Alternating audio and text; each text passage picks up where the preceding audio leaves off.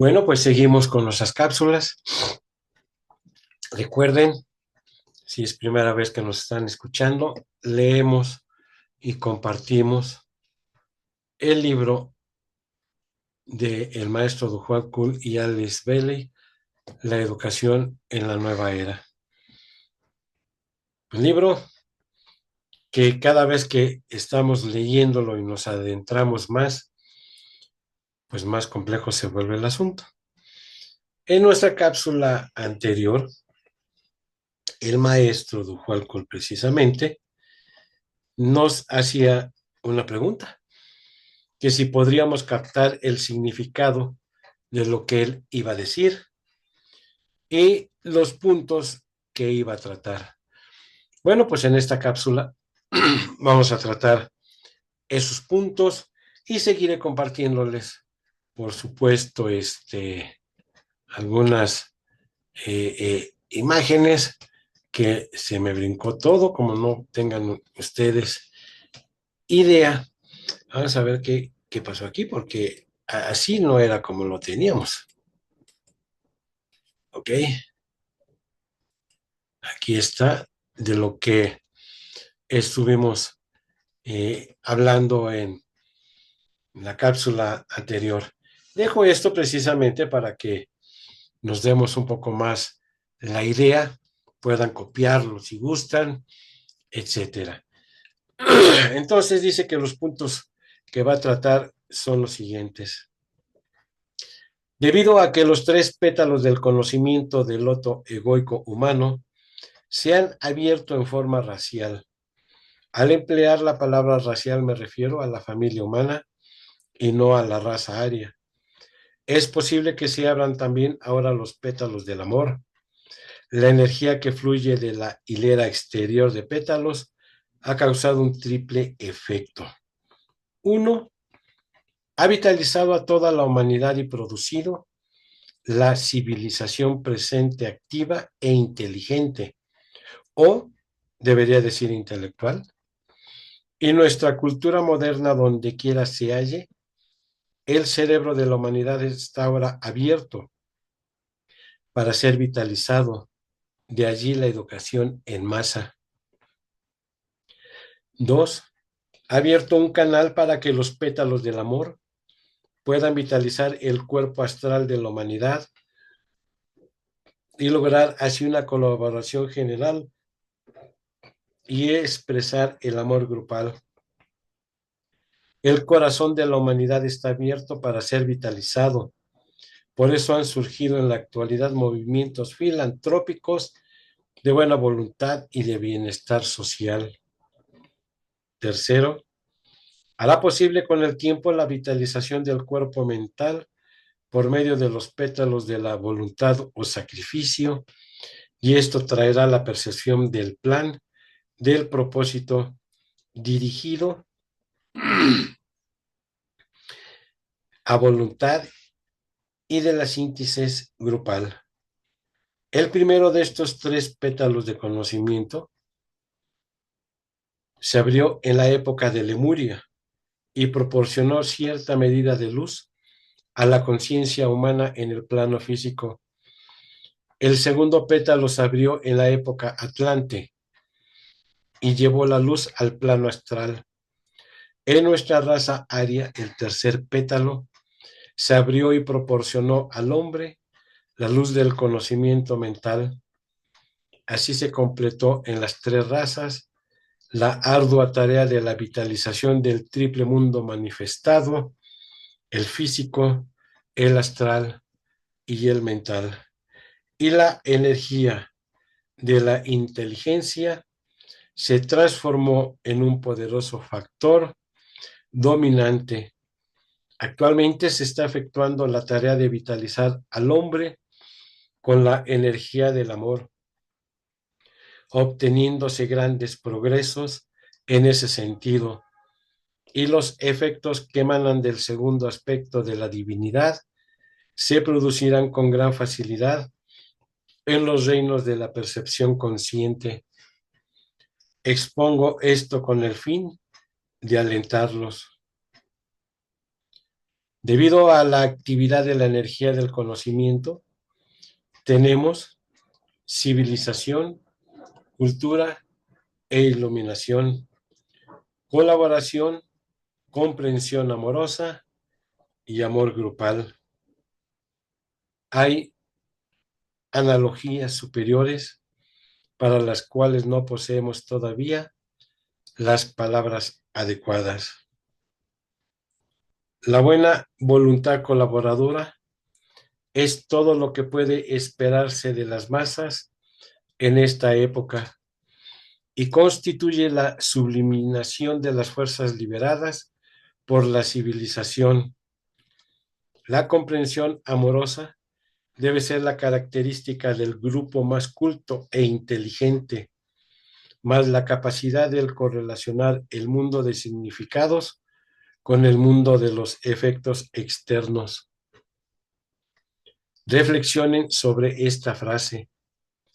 El amor grupal es y debe ser la característica más sobresaliente de los iluminados del mundo, siendo actualmente el poder motivador de los maestros de sabiduría, hasta que un número suficiente de discípulos exprese esa fuerza especial. Cuando se abran los pétalos de la voluntad o sacrificio del loto egoico humano, aparecerá una tríada superior de analogías que serán conocidas como participación, propósito y precipitación. Por lo tanto, como resultado del proceso evolutivo de la humanidad, aparecerá esa categoría de fuerzas o energías, las cuales demostrarán cada una de ellas ciertas cualidades definidas que irán paralelas a la apertura de los pétalos del loto humano. Tenemos la educación y la ciencia, que son los pétalos del conocimiento. Civilización, cultura, iluminación. Las masas humanas, los intelectuales, el hombre espíritu. El sendero de purificación, el sendero de el discipulado y el sendero de la iniciación. Quisiera tratar aquí un punto importante. En el futuro, la iluminación se considerará primero desde el punto de vista intelectual y todo el tema se encargará en forma más mental y no como ocurre ahora desde el ángulo religioso. La iluminación, el misticismo y la religión han marchado de la mano. Una de las principales contribuciones de la era actual para el desarrollo de la raza ha sido el creciente reconocimiento de que la espiritualidad no debe ser confundida ni reducida a aceptar y seguir los preceptos contenidos en las escrituras mundiales. No puede estar sujeta a las interpretaciones que da a esas escrituras la casta sacerdotal ortodoxa, ni pueden regir las tendencias de las antiguas teologías. Dios puede conocerse por sus obras y éstas pueden apreciarse más fácilmente para las revelaciones de la ciencia que por los himnos, las oraciones o los sermones de las iglesias del mundo entero. Por lo tanto, ¿cuál será la tarea de las iglesias en el futuro? ¿Cuál será el objetivo principal de la nueva y venidera religión? Será principalmente abrir los pétalos del amor, inaugurando así una era de verdadera colaboración, comprensión amorosa y amor grupal. Esto se logra enseñando a los pueblos y a los individuos las reglas del correcto acercamiento. La tónica de la nueva educación es esencialmente la interpretación correcta de las vidas pasadas y presente y su relación con el futuro del género humano. La tónica de la nueva religión debe y tiene que ser el correcto acercamiento a Dios trascendente y en la naturaleza e inminente en el hombre, mientras que la nota clave de la nueva ciencia de la política y del gobierno será correctas relaciones humanas y la nueva educación debe preparar al niño para ambas. Los que trabajan en estos tres grupos deben hacerlo en la más estrecha colaboración y la nueva educación debe preparar al género humano para esta comprensión planificada y actitud inteligente. En el comentario anterior, sumando a los dos ya dados, hay algunas sugerencias respecto al desarrollo cultural de la raza. La verdadera historia de la humanidad es tensa, variada y perdida en las especulaciones de los esotéricos, que cuando son verdades pocas veces pueden ser probadas. Ha llevado a la humanidad a una etapa de su evolución en que la luz del conocimiento está penetrando definidamente en las regiones oscuras de la Tierra. Existe abundante información para saber leer y escribir. Su número aumenta cada día y además los medios de transmisión y comunicación han suprimido prácticamente el tiempo y reunido al mundo entero en una unidad funcionante. En todos los países civilizados se está alcanzando un nivel de educación muy elevado. El ciudadano común posee una vasta cantidad de datos sobre todo tema imaginable. La mayoría son mal asimilados y resultan inútiles. Sin embargo, tienden a elevar en forma general el proceso mental, el pensamiento escrito y hablando de los hombres, incluyendo lo antiguo, lo nuevo y lo moderno, así como también lo superficial y lo intranscendente. Es actualmente tan enorme que no puede ser registrado, por eso la vida de un libro es muy breve. Y como corolario de todo esto, existe un marcado esfuerzo para poner los recursos de la educación al alcance de todo hombre en el planeta. Esto se hará con el tiempo y con el tiempo de educación que se procura dar. Se sentarán las bases para el futuro desenvolvimiento de una educación superior y mejor, que son, uno, poner al alcance del ciudadano común lo que vino a la luz en el pasado. Dos, despertar el interés por las nuevas ciencias y el conocimiento que surgen hoy a la luz. Tres, lograr el desarrollo de la memoria y el poder para reconocer lo que se le presenta a la mente. Cuatro, relacionar el pasado con el presente. Cinco, instruir a los ciudadanos sobre los derechos que le otorgan las posesiones, el goce y el empleo correcta de los bienes materiales y los dones intelectuales de la vida y su relación con el grupo. 6. Establecer, después de un adecuado estudio, cuál es la verdadera vocación. 7. Enseñar los métodos por los cuales se puede obtener la coordinación de la personalidad. Todo esto llevará al hombre a enfrentar la vida con mejores conocimientos por lo descubierto en el pasado,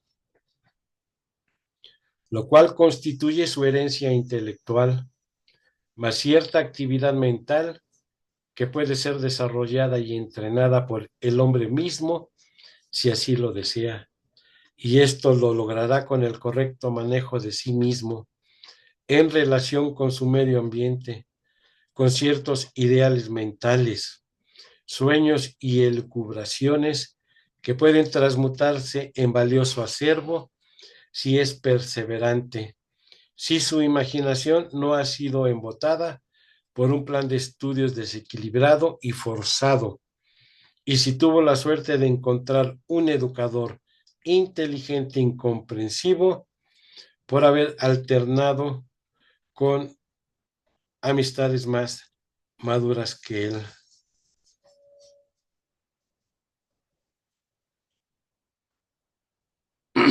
La naturaleza del esoterismo.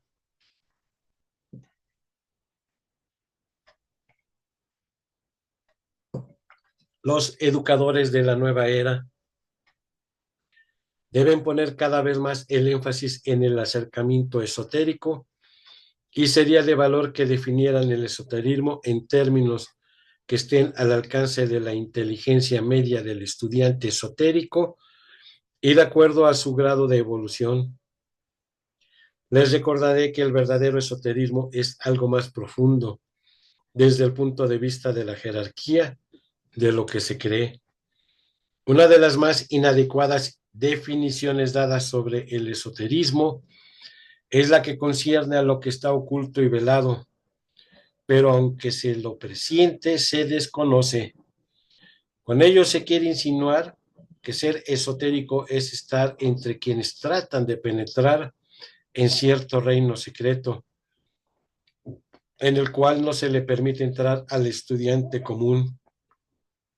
Si esto fuera todo, entonces el desarrollo de cada científico y místico representaría el acercamiento de tipo mental y de tipo emocional al mundo del esoterismo y de las realidades ocultas, lo cual no sería exacto. El místico jamás es un verdadero esotérico porque no se ocupa conscientemente de fuerzas ni de energías, sino de algo indefinido llamado Dios, Cristo, bien amado, y que es, por lo tanto, aquello que satisface el ansia de su alma. El científico que actualmente estudia y penetra con tanta rapidez en el mundo de las fuerzas y las energías es en realidad un verdadero esotérico, aunque en su esfuerzo por controlar las energías que busca, niega su fuente de origen. Esto no tiene importancia porque más adelante reconocerá la fuente de donde emanan. El acercamiento fundamental de quienes tratan de captar el esoterismo o enseñarlo a los estudiantes consiste en hacer hincapié en el mundo de las energías y reconocer que detrás de todo lo que acontece en el mundo de los fenómenos, quiero significar, los tres mundos de la evolución humana, existe el mundo de las energías, los cuales son de la mayor diversidad y complejidad, pero todas se mueven y actúan bajo la ley de causa y efecto.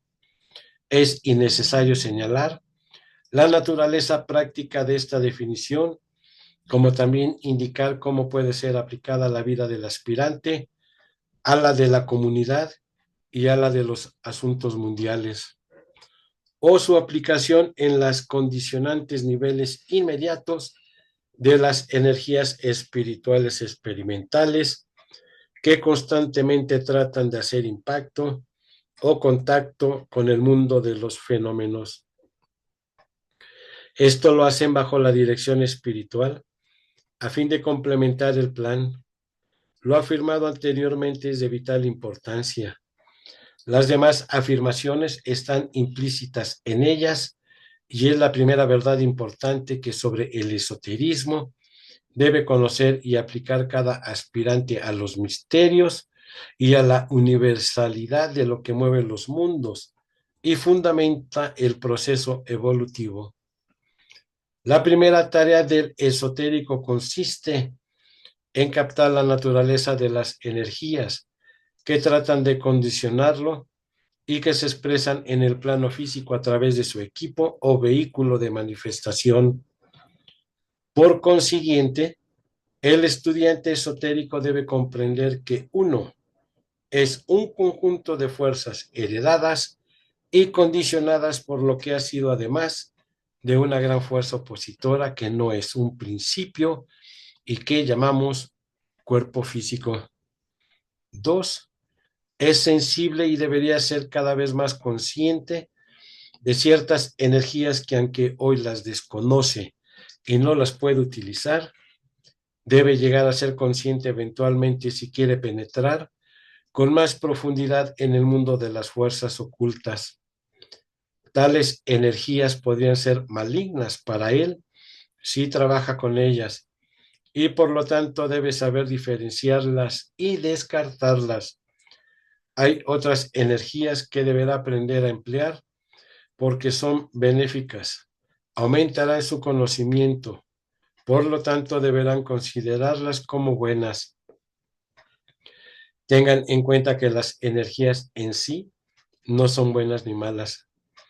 La Gran Logia Blanca, nuestra jerarquía espiritual, y la Logia Negra emplean las mismas energías universales, pero con diferentes móviles y objetivos. Ambas están formadas por esoteristas entrenados. Por lo tanto, el esotérico en entrenamiento debe llegar a ser consciente de la naturaleza de las fuerzas que constituyen el equipo de su personalidad y que él mismo ha manifestado magnéticamente en los tres mundos, las cuales forman una combinación de fuerzas activas. Aprender a diferenciar entre la energía estrictamente física, que responde automáticamente a energías internas y a otras, y las que vienen de los niveles emocionales y mentales de la conciencia, las cuales se enfocan a través del cuerpo etérico. Esto moviliza y energetiza a su vez a su vehículo físico para ciertas actividades. Dos, llegar a ser sensible a las energías impulsoras del alma que emanan de los niveles mentales superiores, las cuales tratan de controlar las fuerzas del triple hombre cuando ha alcanzado cierto grado definido de evolución. Tres, reconocer las energías que condicionan su medio ambiente, viéndolas no como hechos o circunstancias, sino como energías en acción. Por ese medio aprende a abrirse camino detrás de la escena de los acontecimientos externos y llega al mundo de las energías, tratando de hacer contacto y capacitarse para llevar a cabo ciertas actividades. Así penetra en el mundo de significados, los hechos y circunstancias, los acontecimientos y fenómenos físicos de todo tipo son simplemente símbolos de lo que ocurre en los mundos internos, mundos que debe penetrar el esotérico hasta donde se lo permita su percepción. Por lo tanto, descubrirá secuencialmente mundos que le exigirán su penetración científica. 4. Para la mayoría de los aspirantes, la jerarquía es un reino esotérico que demanda ser descubierto y acepta ser penetrado. Elijo mis palabras cuidadosamente a fin de evocar una respuesta esotérica. No trato de ir más allá del objetivo destinado a la humanidad para los iniciados y discípulos que aún no han pasado por la iniciación de la transfiguración, los reinos superiores de la conciencia y el lugar secreto del Altísimo, la cámara del concilio de Sanat Kumara, siguen siendo profundamente esotéricos, porque constituyen un reino superior de energías planetarias, extraplanetarias e interplanetarias que no concierne a los educadores. Por lo tanto, el cuerpo docente de una escuela esotérica no está llamado a tratarlas.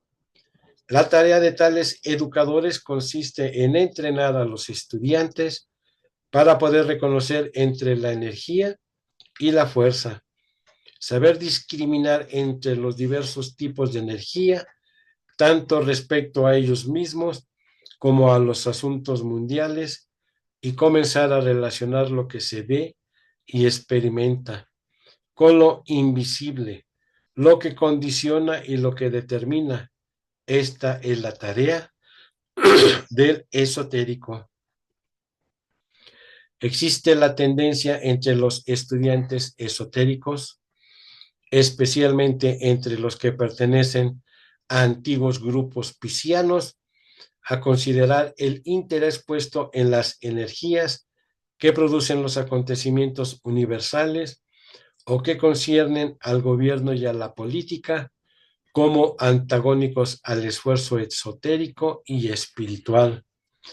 Pero el nuevo esoterismo, patrocinado por los grupos modernos y los tipos más mentales, considera todos los acontecimientos, los movimientos mundiales y los gobiernos nacionales y también los hechos políticos como expresiones de las energías que se encuentran en el mundo interno de la investigación esotérica.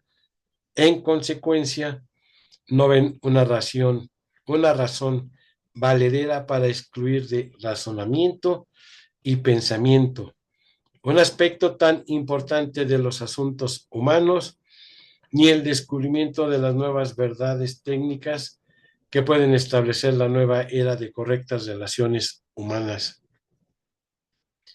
Ellos se preguntan por qué excluir la investigación política del plan de estudios espirituales.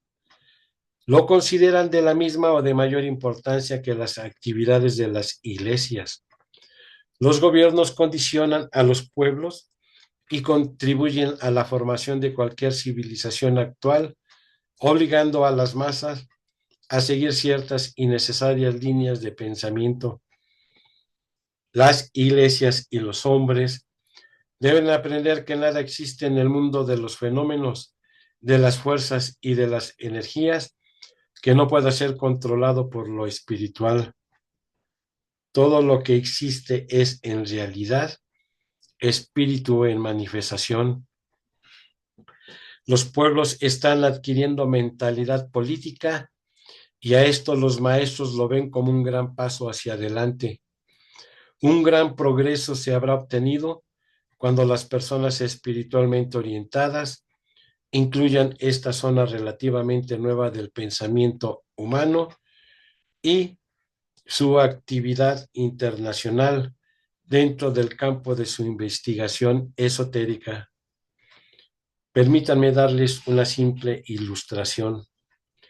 La guerra es, de hecho, una gran explosión de energías y fuerzas generadas, los planos internos en los cuales debería estar trabajando el esotérico y donde rara veces se lo encuentra, que se hallan horrenda y espantosa expresión en el plano físico. La pauta de esto la tenemos hoy en el hecho del empleo constante de las expresiones fuerzas de la luz y fuerzas del mal. Cuando las causas internas y esotéricas que inducen a la guerra se descubran mediante la investigación esotérica, habrá llegado el momento en que la guerra y las guerras terminarán para siempre. Este es el verdadero trabajo esotérico, pero los esotéricos hoy lo desprecian porque se consideran espiritualmente superiores a estos acontecimientos y en su torre de marfil se concentran en su propio desarrollo, al que agregan un poco de filosofía. Aquí debe dejarse sentado un punto. El esoterismo no es ningún modo de naturaleza mística e indefinida. Es una ciencia, esencialmente la ciencia del alma de todas las cosas, y tiene su terminología, experimentos, deducciones y leyes propias. Cuando digo alma me refiero a la conciencia animadora que se halla en la naturaleza toda y en los niveles que están fuera de la zona que generalmente llamamos naturaleza. Los estudiantes suelen olvidar que todo nivel de conciencia, desde el superior al inferior, es un aspecto del plano físico cósmico y, en consecuencia, desde el punto de vista del proceso evolutivo, es de naturaleza material, y desde el punto de vista de determinados observadores divinos es absolutamente tangible y está formado de sustancia creadora. El esotérico trabaja todo el tiempo con sustancia que tiene que ver con esa sustancia viviente y vibrante de que están hechos los mundos, y que, heredada de un sistema solar anterior, está matizada por los hechos pasados y, como ya se ha dicho, teñida por el karma. También debe observarse que, así como el plano físico, tan familiar para nosotros, no es considerado por el estudiante esotérico como un principio, tampoco el plano físico cósmico, desde el punto de vista de las vidas cósmicas, no es análogamente un principio. He aquí mucho material para reflexionar. Y bueno, pues aquí vamos a dejar la lectura de esta cápsula, porque, como termina diciendo el maestro Duhuat Kul, mucho material para reflexionar. Primero, que entendamos que todo lo que sucede hay un plan, que quede muy claro, y que la jerarquía es el custodio de ese plan, y que dentro de la educación hay mucho material para que nosotros podamos estar trabajando y estar reflexionando qué tan lejos de veras estamos de que se lleve a cabo esto. Cabe hacerse una pregunta, y si no, pues yo me hago esa pregunta. Y seguiré diciendo si nuestro encargado de los libros de la educación de los niños en el país de México tiene idea de todo esto. No creo que tenga ni la menor idea. También cabe hacerse una pregunta cuando hemos leído el significado del esoterismo, qué tan lejos estamos de lo que creemos que es el esoterismo. Y también escuchamos, y dijo el maestro, que por qué los estudiantes de esoterismo no toman decisiones en las guerras. Nada más subimos imágenes de que siento feo y todo eso, la diferencia del místico y del esotérico. Se tienen que tomar decisiones muy fuertes, y acaba de decir que las guerras y todo lo que acontece son esotéricas, y que cuando nosotros entendamos qué es el esoterismo, esas guerras se van a terminar. Y si nosotros nos vamos a seguir estudiando qué es el esoterismo, verán que no hay nada en todo el planeta que no ocurra por esas energías. Hay una causa y un efecto, pero nosotros hemos estado tan acostumbrados nada más a ver el efecto y la causa, no queremos reconocerla. Mucho menos nos aterra saber que existe un plan y por qué pasan todas estas cosas. Nos da muchísimo terror precisamente el estar entendiendo que es muy fácil, porque yo escucho, somos seres de energía. Bueno, pues si somos seres de energía, pues todo lo que se mueve es una energía. Y entonces hay una, sencillo, o sea, no quieren que haya una guerra, explíqueme entonces cómo es que se mueve un átomo y luego ese mismo átomo hace una explosión. Pero la parte de nosotros de ponernos una venda ha hecho muchísimo daño.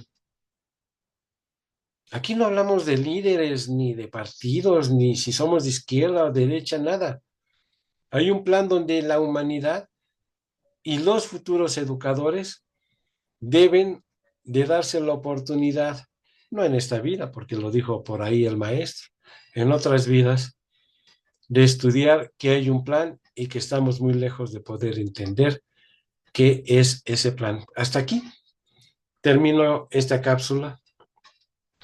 La verdad ha sido muy interesante. Les he dejado precisamente qué es la escuela secundaria, la primaria, la secundaria y la educación superior y los años más o menos.